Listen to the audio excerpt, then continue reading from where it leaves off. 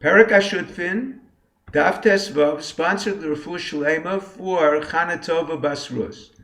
The Gemara discusses the authors of the various books of Tanakh. Number 1, Moshe wrote the Torah, Parshas Bilam, and Iyuv. Number 2, according to Rabbi Yehuda, and some say Rabbi Nehemiah, Yoshua wrote most of his book, completed by Pinchas after his death, and also wrote the last 8 verses of the Torah. It says, Vayamas Moshe Eved Hashem. Moshe could not have written after he died. According to Rabbi Shimon, since another verse states, Lakoyach es Sefer HaTorah Hazeh, Moshe instructed the Leviim to take a Sefer Torah, implying a completed one. To avoid the appearance of Sheker, he wrote the last 8 verses with tears that have no lasting impression, and he did not repeat the verses before writing. Both agree that during Kriyas HaTorah, one cannot stop in the middle of these 8 verses. Number 3, Shmuel wrote most of his book, completed by Nasan HaNavi and Gad HaChoyzeh, after he died. He also wrote Shoftim and Rus. Number 4, David wrote Tehillim, including Psalms of 7 ancestors and 3 contemporary elders. The Gemara does not mention Esan HaEzrachi as another author. It was Avram.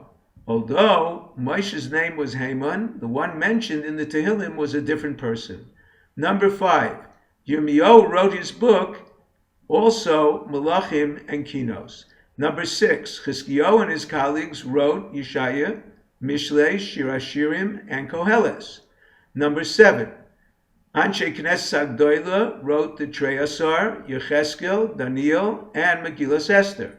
Number 8, Ezra wrote his book, and until his genealogy in Divrei HaYomim, the rest was completed by Nehemiah ben Chaklaya. The Gemara suggests various time periods Eov lived. During the life of Yitzchak, Yaakov, and he married Dinah. During the life of Moshe, or the days of the Meraglim, the Oli Bavel and his Beis Medrash was in Tveria. During the days of Achashverosh, in the days of Malchus Shva, and he lived for 210 years. The Gemara mentions the names of 7 prophets that prophesied primarily for the Gentiles. There was Bilam, Bilam's father, Eov, Eliphaz HaTemani, Tzofer HaNamasi, Velihu ben Barachel HaBuzi. The Gemara questions whether Eov was a Jew or a Gentile. Rabbi Yochanan and Rabbi Lazar maintain he was a Jew. The Gemara concludes that if he lived during or after Moshe's life, he would have to be a Jew, since one granted request made by Moshe to Hashem after the incident of the golden calf was that the Shekhinah should no longer rest on Gentiles. If he lived before that time, he could have been a Gentile. If you're enjoying Daf 5, please click on the link below, become a subscriber, and sponsor.